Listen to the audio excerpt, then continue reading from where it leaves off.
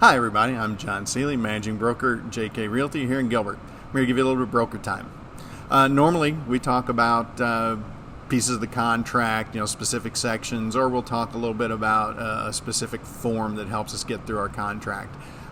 This week, though, I'd like to talk to you about something a little different. I'm going to talk to you about appraisals a little bit. I've been getting a lot of questions about it. Some agents are feeling like appraisals are starting to come in a little bit lower than they had expected.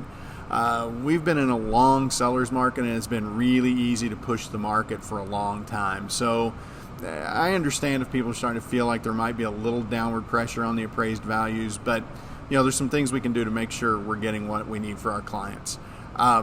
The first thing I do, either buyer's agent or seller's agent, doesn't matter to me, I make sure that when the appraiser gets there, on the counter is a note from me explaining how I got to my value. I'm the seller's agent. I'm like, hey, this is how we got to the price point we should be at. We don't feel like we're pushing the market more than we should be.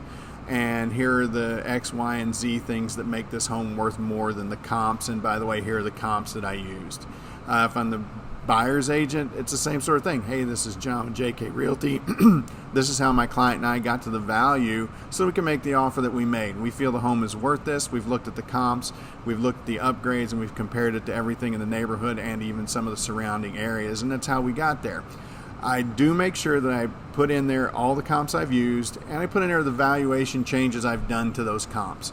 It does help the appraisers. I've talked to appraisers. Some of them appreciate it. Some of them don't even look at them. I'm willing to take the time to do it on the off chance that they're going to have a look and they're going to at least understand what I was thinking when I came to that value for either our offer or a price. It does work.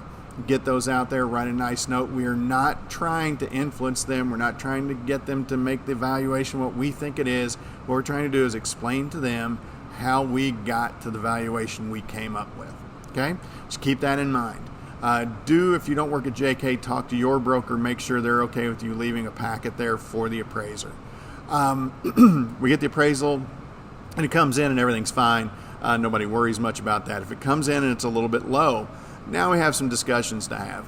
First thing you're going to do as the buyer's agent is talk to the seller's agent and say, hey, it came in low. Is the seller willing to move down to where this is going to work for everyone?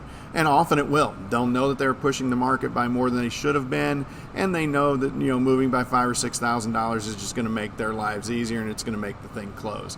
But a lot of the time, you're going to find a seller who digs in their heels, and they're like, no, it's worth that $27,000 more than the appraiser says it's worth.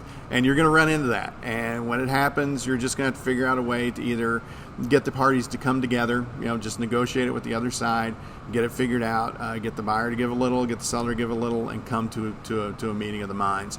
If you can't do that and it's close, and you still, as the buyer's agent, believe that there's value there, and the buyer believes that it's worth more than the appraiser came in at, then call the lender.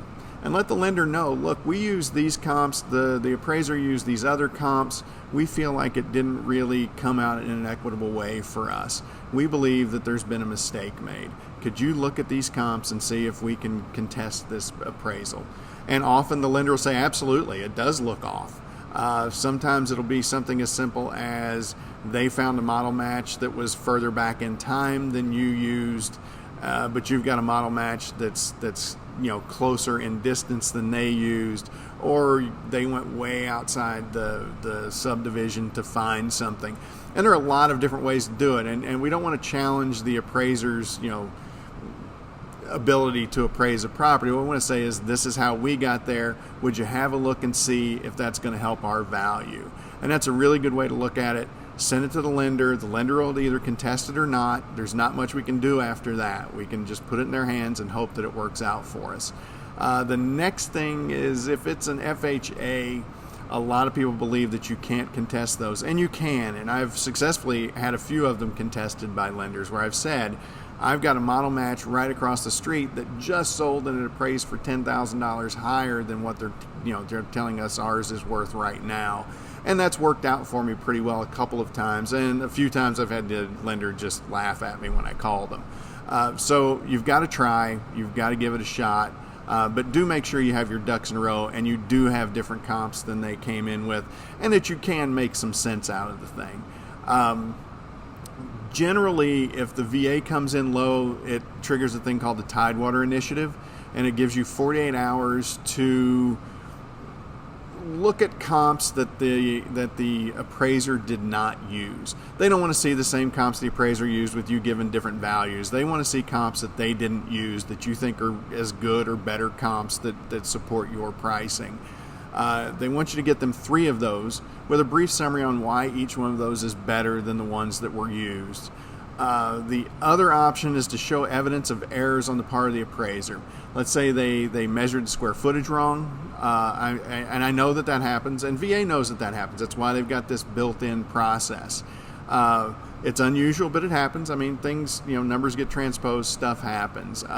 Square footage is off, the size of the lot is off, something like a major update is missing. Your client redid the kitchen 2 years ago, and they gave you 0 for it in a neighborhood where most of the homes don't have the kitchens redone. That's probably an error on the part of the appraiser. They probably, checked the wrong box. There's a lot of things that they have to do, and a lot of things they have to get right. And when they get one wrong, we kind of freak out and ask them to fix it. And that's exactly what we're going to do. We're going to ask them to fix the error if that's the case. One problem here is you have 48 hours to get this to the lender and get this done. So you can't be goofing off with it. You've got to get it done quickly. As soon as you hear that one comes in low, just get on it. Okay?